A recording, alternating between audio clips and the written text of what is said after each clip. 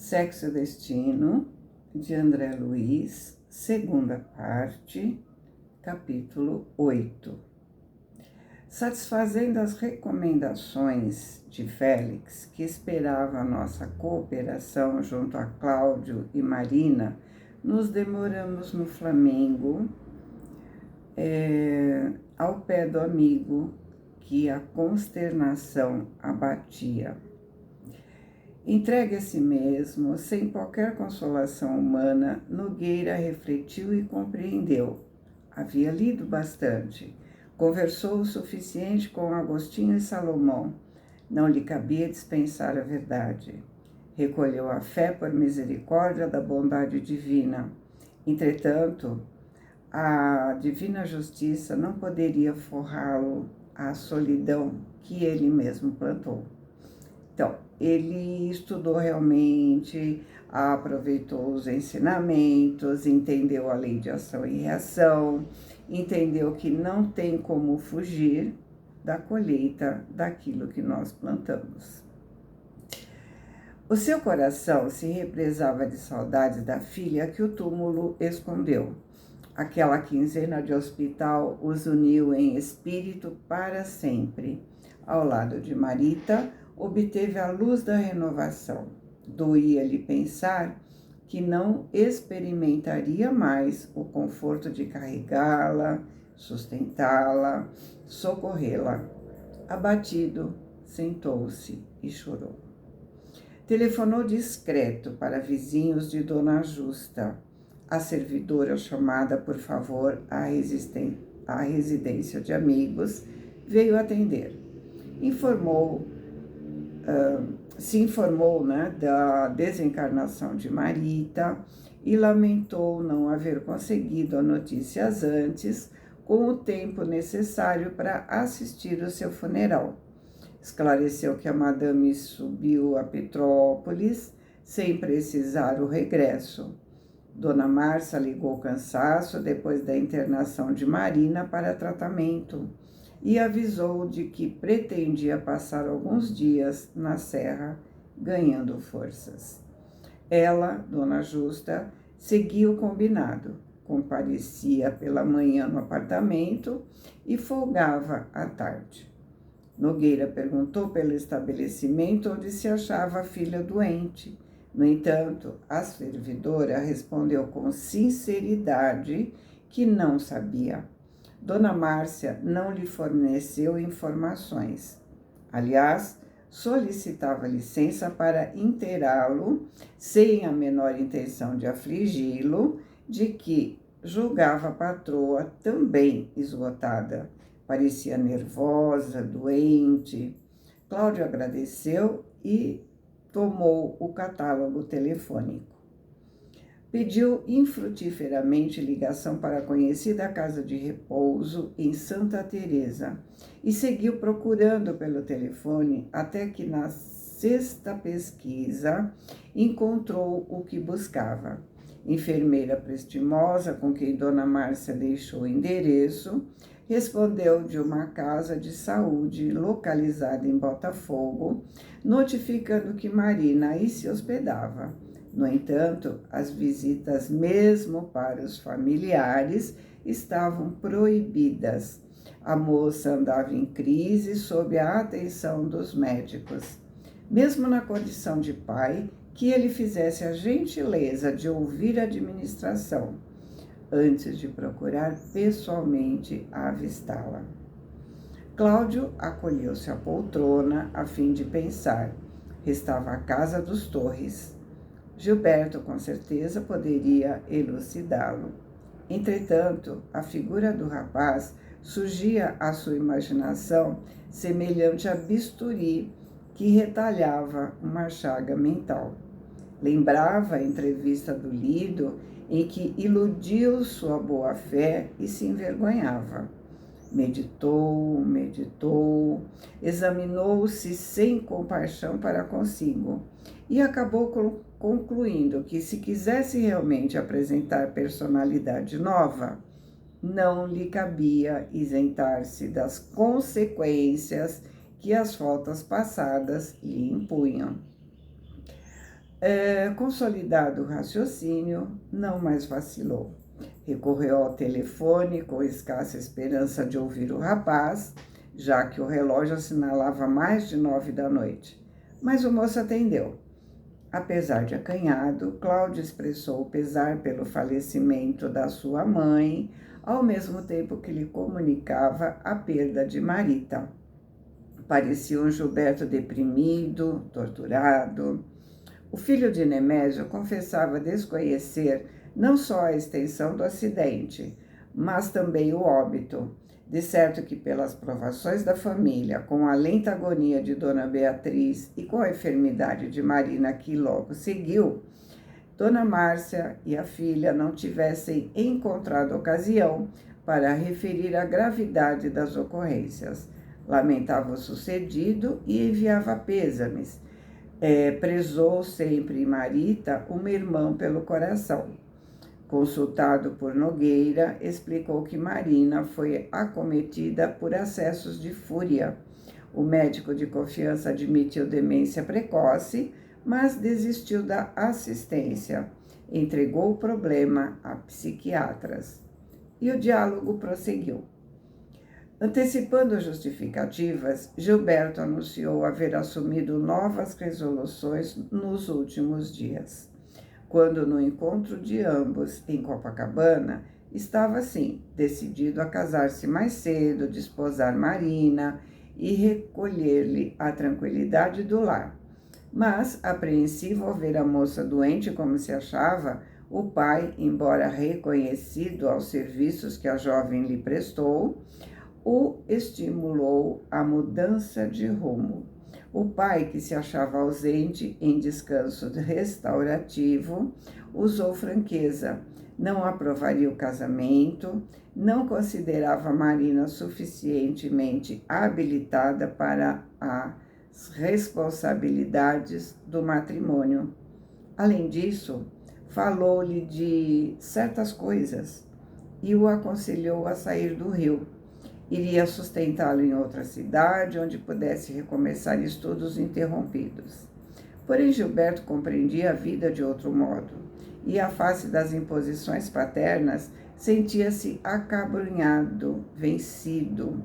Cláudio aceitou as alegações com humildade e acentuou que ele era ainda muito jovem, que não devia se opor aos conselhos de Torres, pai, e assim continuar refletindo, uma vez que casamento em qualquer pessoa reclama liberdade, consciência. Formulou tão sensatas e conformadoras observações, pacificando seu íntimo e clareando a sua compreensão para o trato com o próprio pai, que Gilberto se modificou perante aquela brandura inesperada. Supunha ouvir um outro Nogueira, mais velho, mais amigo. Emocionado, agradeceu e chegou a pedir não o abandonasse. Verificava-se agora sozinho. O pai era bom, generoso, mas homem de negócio, cabeça cheia. Sentia necessidade de alguém que o inspirasse, que lhe estendesse as mãos. Estimaria encontrá-lo, ouvi-lo mais vezes. Percebeu que Cláudio lhe falava em tom de lágrimas, agradecendo o seu afeto, aquilo com que insuflava confiança nova naquele homem com quem se entendeu dias antes, mas de modo imperfeito. Então, vamos lembrar que o encontro deles foi um encontro de dois atores, cada qual levando em conta os seus próprios interesses. Agora, Cláudio está transformado. Nogueira, submisso, perguntou por Márcia. Provavelmente que, se afastando para Petrópolis, a esposa lhe teria deixado o telefone. Gilberto confirmou. Dona Márcia, ao viajar, solicitou-lhe atenção para Marina. Se a menina piorasse, que fizesse o favor de chamá-la incontinente. E, ao expressar semelhante recomendação, declarou que lhe passava a incumbência, e não ao marido, por sabê-lo ocupado no hospital. De posse das informações, Cláudio agradeceu de novo e repôs o fone no gancho. Em seguida, confiou-se à meditação. Pelo tom da conversa, o rapaz se alterou. Em tudo o que expôs, media as frases. Cerimonioso, desencantado, o que teria desejado dizer com aquelas duas palavras, certas coisas. Ele, Nogueira, sentia-se renovado. Entretanto, a experiência do passado constituía o fundo da sua grande transformação. Não ignorava que a filha se arriscava à dualidade perigosa na aventura afetiva. Convencia-se de que algo de muito grave tinha ocorrido. E era bastante maduro para não desconfiar de que o pai ou o filho houvesse apanhado algum flagrante desagradável. Deduzia que a jovem baqueou, caindo em abatimento, como quem achou nisso a deserção de si mesma. E foi exatamente isso que aconteceu, né? Essa dualidade perigosa, uma hora seria descoberta por um ou por outro, né? Os dois envolvidos. E ao acontecer, ela fugiu através do desmaio, né? E a sua culpa abriu brecha para os obsessores agirem. Pensou nela e compadeceu-se. Afinal, não se fez crente para censurar, ou seja, ele aprendeu a não julgar. Desejava compreender, servir. Sabia agora que a obsessão provoca tragédias. E ele mesmo, que nunca auxiliou a filha na edificação da vida íntima, não podia queixar-se. Cismou e depois das 10 chamou a esposa. Dona Márcia respondeu. Interpelada, comunicou estar descansando junto de pessoas amigas. Ciente da morte de Marita, confessou-se aliviada. Não a desejava sobrevivendo ao desastre, deformada como a viu. Alinhou comentários desairosos, deselegantes, né? Fez anedota. Pela inflexão com que se manifestava, o esposo reconheceu-a num dos dias mais infelizes. Sarcasmo em cada sílaba, irritação à mostra. Cláudio se fez pequeno, pediu desculpas, não queria interromper sua excursão. Porém, não conseguia sossegar-se quanto à filha doente. Se possível, ensinasse a ele o melhor caminho de visitá-la, com urgência. Perguntava por ela aos médicos amigos, esperava colher sua opinião. A palavra dele deslizava tão mansamente no fio que a interlocutora mudou de jeito. Amaciou-se, informou que precisava completar informações com amigas, que ele, Cláudio, aguardasse um minutinho. Transcorridos breves instantes, voltou, participando que viria ao Rio na manhã seguinte. A fim de conversarem, guardava certos assuntos para tratar com ele, mas preferia falar-lhe de boca a boca. Que ele a esperasse no Flamengo. Chegaria cedo, de automóvel, apenas com o objetivo de vê-lo e retornar ao Hotel Serrano em que repousava. Efetivamente, no dia seguinte, antes das 9 da manhã, logo após entender-se com Dona Justa em matéria caseira, o bancário se viu defrontado pela esposa. Dona Márcia parecia regressar de outro país. Adornada, sorridente, os cabelos em penteado excêntrico realçavam sua graça, remoçando-a inteiramente. Sua maquilagem se harmonizava com o róseo do vestido novo. Os sapatos de salto alto erguia seu porte com a elegância da cegonha jovem, quando caminha descuidada em campo livre. Exibia cores, destilava perfumes. Mas a flor humana em que se transformou não escondia para nós as larvas que a carcomiam. Dona Márcia estava assessorada por pequena corte de vampirizadores desencarnados que alteravam a sua cabeça. Mesmo à nossa frente, que nos acostumamos a identificá-la por senhora difícil, mas ajustada ao lugar que as conveniências lhe indicavam, surgia quase irreconhecível. Então, estava numa uma influenciação maior, né? Que a modificava por completo. Provavelmente estava atraindo mais espíritos afins. Sua voz metalizou, o olhar ficou mais frio. De entrada, cumprimentou o marido e Dona Justa com ademanes de protetora complacente, quer dizer, com gestos de afeição. Nogueira se assustou, não compreendia. Pareciam em casa a aprovação de uma filha morta e outra enferma.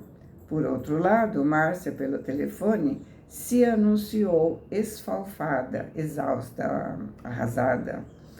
De que maneira se amoldava a uma excursão assim festiva? Instintivamente, Gilberto recordou preocupado com certas coisas e a própria esposa prometendo-lhe certos assuntos, e, apreensivo, perguntava-lhe que sucessos ocultos se vedavam ao seu coração. A recém-chegada sentou-se, cruzando as pernas com desenvoltura juvenil e, sem mais aquela, se referiu à pressa que trazia. Nogueira indagou por Marina.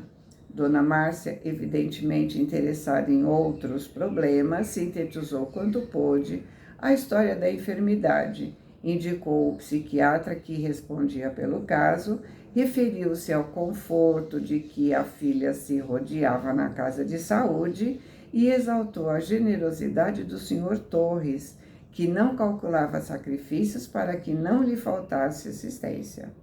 Comentou largamente a nobreza do viúvo da dona Beatriz, cuja grandeza de alma apenas agora, dizia entusiasmada, começava a conhecer.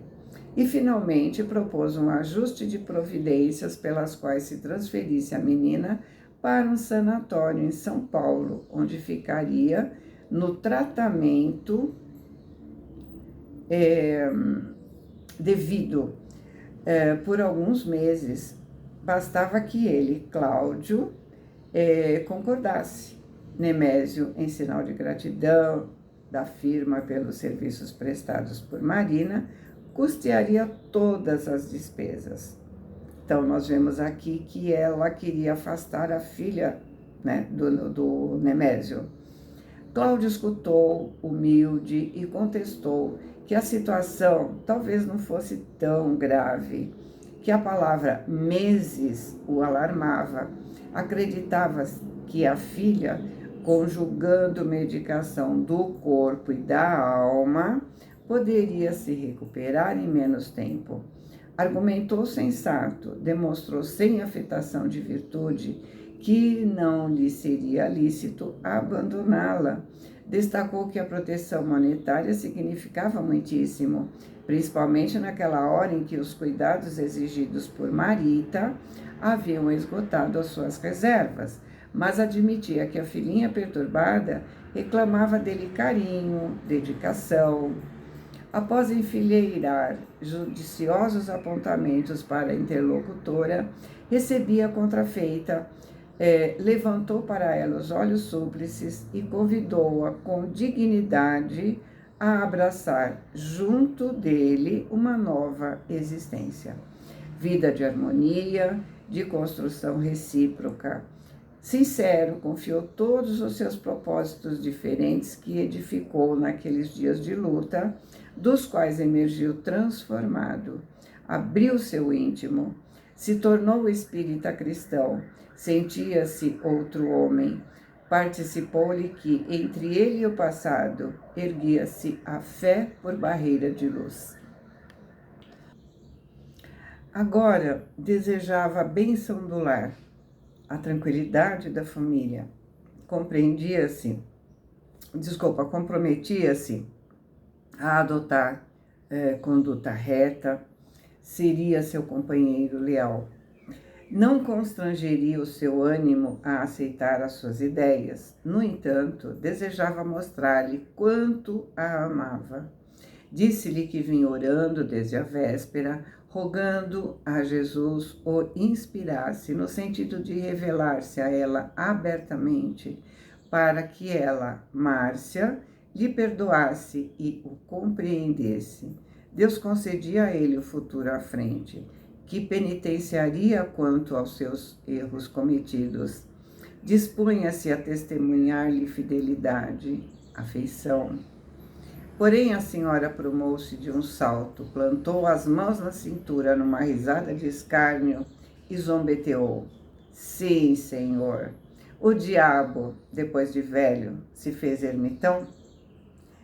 Sempre a mesma história. E acrescentou com ar de troça: era só o que me faltava. Você, espírita, eu logo vi. Juro que no hospital você estava nessa baboseira. Aquele jeito de conversar quando o Nemésio e eu fomos lá, aquele modo de tratar Marita, ora, quem teria hipnotizado você dessa forma? O marido, arrancado a esperança que acalentava no sentido de se reconciliarem para uma experiência doméstica respeitável e, batido na fé que principiava a juntar, censurou francamente ofendido. Mas você conhece o Espiritismo? Márcia, obsidiada, com a disposição de quem procura deixar o atalho trilhado desde muito para se lançar a outro caminho, revidou irônica. Perfeitamente conheço, sim. Quando Aracélia morreu, andei conversando nisso com amigas e acabei desistindo. Espiritismo é um movimento de pessoas querendo sentar cachorro no banco e apanhar estrelas como se fossem laranjas. Bobagem. Nós todos no mundo somos canalhas. Eu sou, você é, os outros são. Os espíritas me parecem cães querendo sentar-se na poltrona da falsa virtude. Asneira deles. Temos de rolar é no chão mesmo. Eu não penso assim.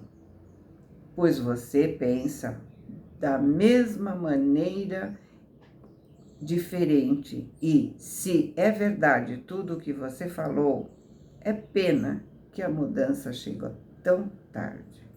Venho de Petrópolis justamente para dizer a você que entre nós está tudo acabado. Agora, meu velho, faça a sua vida que eu vou me arranjar. E continuou alegando que depois de sofrer tantos anos naquele apartamento que apelidava por Minha Gaiola, iria fazer ninho certo. Apenas esperaria as melhoras de Marina a fim de promover o desquite. Se ele, Cláudio, não assinasse, que escolhesse rumo. Declarava-se farta, queria liberdade, sossego, distância. Nogueira escutava triste. Repunha no pensamento as instruções de Agostinho e Salomão. Lembrava Marita, reconstituía na memória os textos lidos. Sim, concluía mentalmente, aquele matrimônio destruído era obra dele. Recolhia o que semeou. Uma filha morta, outra doente e a esposa obsessa. Seara de espinhos para quem os plantou. Olhou Márcia, aplicada ao sacarmo, e reconheceu que ambos eram comparáveis a dois náufragos na viagem no mundo, com a diferença de que ele aceitou refúgio no salva-vidas da fé, ao passo que ela preferia mergulhar no desconhecido. Por minutos amargos, ouviu pacientemente suas gozações, até que o homem antigo ressurgiu nele. Impossível aguentar tanto insulto, monologou de si para consigo. A doutrina restauradora que abraçou não se destinava a criar homens indignos. Doutrina de compreensão e benevolência, mas também de limpeza e responsabilidade. Não se julgava habilitado a receber tanta injúria sem revolta. Indignou-se, quis reagir, esbravejar, espancá-la. Entretanto, ao querer deslocar a mão a fim de agredi-la, a noção de responsabilidade o acordou de repente. Recordou o hospital e reviu na imaginação a pequena mão gelada que o saudava num gesto de perdão no momento do adeus. Os dedos submissos e frios da filha desencarnada estavam na mão dele, relembrando-lhe que devia perdoar como tinha sido perdoado. Súbita calma tomou o seu coração e entrou em lágrimas copiosas. Então, a responsabilidade da oração do Pai Nosso, né? Perdoai assim como perdoa. Márcia divertiu-se. Destacou que não faria falta ao marido que se efeminou, tornando-se covarde e que choraminga. Afirmou que, mediante aquele espetáculo de covardia, estava decidida a não contar com Marina refeita. Tomaria atitude, nada mais tinha a ver com aquela casa. Chamou Dona Justa e avisou com um indicador em riste que mandaria buscar todos os seus pertences para serem alojados em casa de Selma, a companheira de infância que residia na Lapa. E, vociferando colérica, estrondou a porta atrás dos próprios passos, sem mais uma palavra para o esposo, que permanecia na sala, esmagado de sofrimento. Nogueira se demorou em casa durante algumas horas, refazendo forças. À tarde procurou Salomão em Copacabana. Consolou-se ao vê-lo. Conversaram por momentos. Da própria farmácia, telefonou ao psiquiatra que a esposa nomeou. O especialista ouviu cortês. Sim, proporcionaria todas as facilidades para que se avistasse com a filha no dia seguinte. Cláudio agradeceu e, encerrando a ligeira conversa pelo fio, rogou a Salomão um minuto de entendimento em particular. Atendido, solicitou ao amigo para que o auxiliasse através da oração em benefício da outra filha, que supunha obsediada, relatando-lhe o problema de modo sucinto. Salomão confortou-o. Possuía diversos companheiros dedicados à desobsessão. A todos solicitaria socorro junto aos benfeitores que supervisionavam as suas tarefas no plano espiritual. Por sua vez, se consagraria ao caso, imbuído da melhor confiança. Notando que o pai de Marita mostrava o coração apertado de angústia no semblante abatido, convidou-o ao café e, sentados em recanto ameno, trocaram confidências, observações, projetos, esperanças. Partilhariam atividades espirituais, seriam irmãos no trabalho, no ideal. Nogueira retornou aliviado ao Flamengo e, na manhã seguinte, estava a postos em Botafogo. No horário marcado, ganhou o recinto em que Marina foi trazida. Afligiu-se ao verificar sua depressão. Emagreceu, se desfigurou. Por fora, o alinhamento de si mesma. Entretanto, através dos olhos, despedia a alma incendiada de angústia. Comovi, não apenas ao abraçá-la, mas também ao notar Moreira próximo, esmerando-se, na execução do que prometeu. Enquanto o amigo que se elevou à condição de enfermeiro me acolhia, fraterno, a jovem se abraçou ao pai numa explosão de lágrimas. Sentaram-se. A enfermeira os deixou a sós e Marina perguntou pela mãezinha. Por que não veio? Por que a desprezava? Por quê? Por quê? Nogueira se empenhou em acalmá-la e o fez de tal modo que a menina espantada cobrou mais ampla lucidez. O pai se dirigia a ela num tom que nunca ouviu. Vasculhava suas fibras mais íntimas, aliviando, ajustando. Falou de suas forças ponderáveis à maioria das pessoas, se referiu às inteligências desencarnadas que se imanizam às criaturas em perturbação, agravando seus desequilíbrios, persuadindo-a quanto à obrigação de acatar as instruções médicas. Contou que foi iniciado nas alegrias da prece, desde o acidente que lhes arrebatou Marita, de cuja desencarnação a inteirou com afetuosa cautela.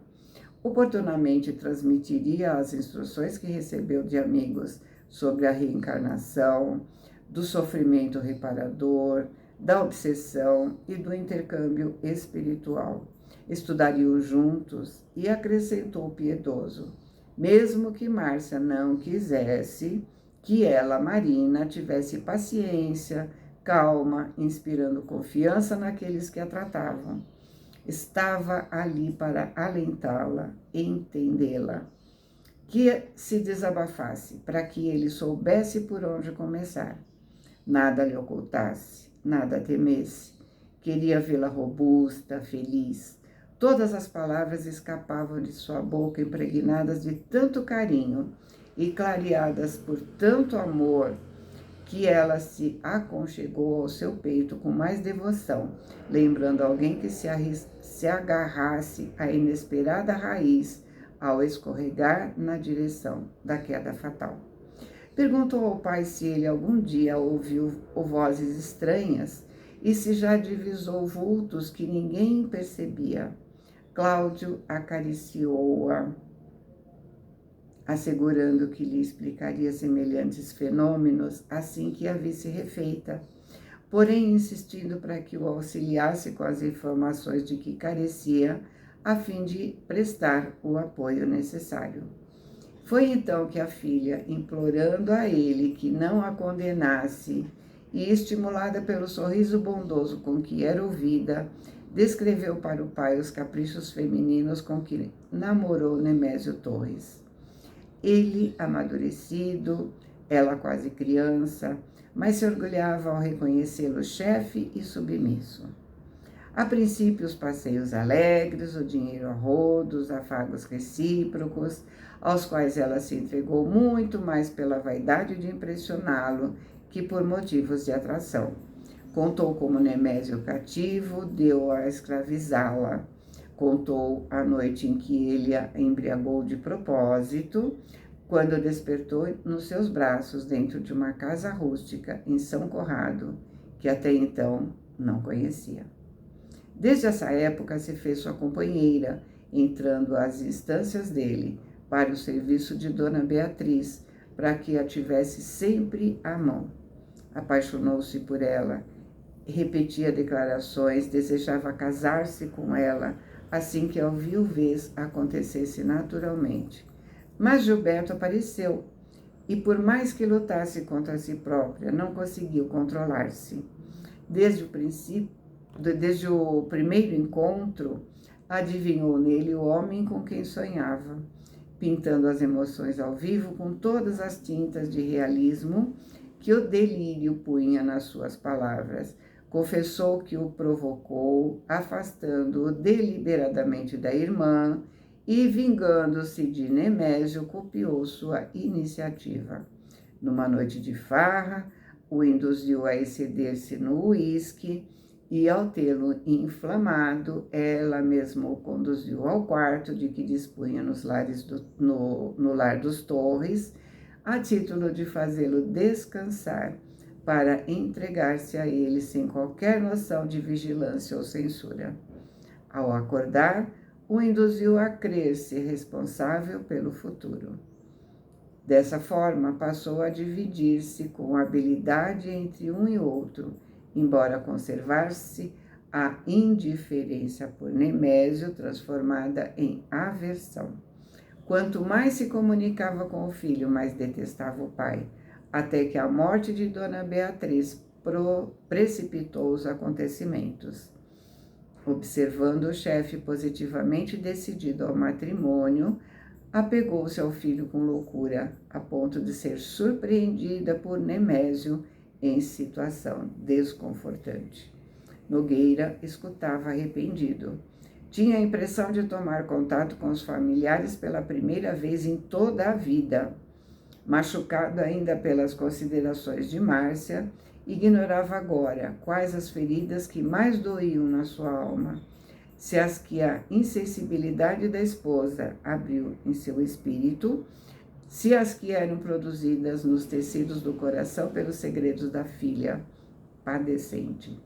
Porém, a abraçou com mais ternura e Marina, encorajada, repetiu que desejava se libertar de Torres pai, desejando casar-se com Gilberto, ser a esposa no lar, compreendê-lo, torná-lo feliz. Cláudio prometeu cooperar, mas destacando a necessidade da saúde primeiro. Mas o doloroso relatório não terminou. Era imprescindível sorver o cálice até a Lia. Em frases entrecortadas de soluço, Marina cientificou-o de que foi visitada ali mesmo por Nemésio 4 dias antes.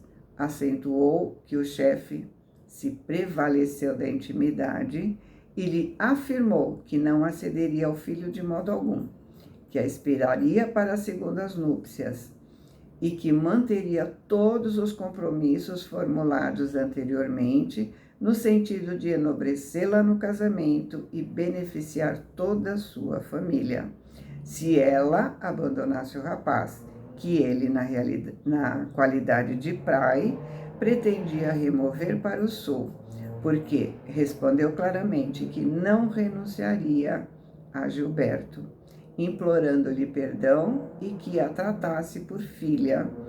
Revoltou-se, ameaçando-a. Se o desprezasse, a mataria. Ela chorou, suplicou com paixão, assegurando que não tinha coragem de continuar fingindo por mais tempo. Amava Gilberto, queria sarar e viver com ele e por ele. Nemésio riu, mordaz, acentuando que ela pagaria sua desconsideração, que jamais lhe permitiria a felicidade junto daquele filho que passou a odiar e que, para humilhá-la assintosamente, conquistou as atenções de Márcia sem resistência, decidindo-se a levá-la para Petrópolis em substituição dela mesma. Cláudio desejava crer que a jovem estivesse fora de si, mas a lembrança da esposa transtornada comprovava o que ouvia, e quanto a mim, recolhia de Moreira a devida confirmação. Ou seja, Moreira confirmou para André tudo aquilo que a menina estava falando. O enfermeiro, em breves palavras, me deixou saber que chusmas, multidão de espíritos perturbadores, após a desencarnação de Beatriz, haviam arrebatado seu marido, explorando as suas energias genésicas. Então vamos lembrar, que Beatriz, através da sua postura, das suas orações, ela mantinha a casa em boas energias. Aí, com o seu desencarne, os obsessores estavam livres para atuar. Nemésio estava com os seus afins, na bebida e em todos os seus desregramentos. E quando viu Marina com o seu filho, também despertou o ódio, E aí ele foi atingido pelos obsessores em suas energias genésicas. Nogueira percebeu a gravidade do problema. No entanto, ao término da entrevista, reconfortou a filha, descortinando paz e esperança à sua mente atormentada. Recomendou-lhe trabalho, confiança, paciência e controle, a fim de recuperar-se mais depressa, e garantiu-lhe que se entenderia com Márcia e com ambos os Torres para que os planos da felicidade futura fossem concretizados em harmonia. Marina recebeu sua despedida a sorrir confortada, patenteando sinais de melhora, mas em se revendo na rua, Cláudio entrou em prece e, reconhecendo-se no prelúdio das provas amargas, comprimiu a mão de encontro ao peito ferido, como quem trazia da visita espinhos de fogo, a requeimarem o seu coração. Ou seja, né, ele entrou em prece porque ele sabia o quão difícil seria seu recomeço. Sabia que tinha muito do que foi plantado por ele para colher, por eles todos, né, para colher.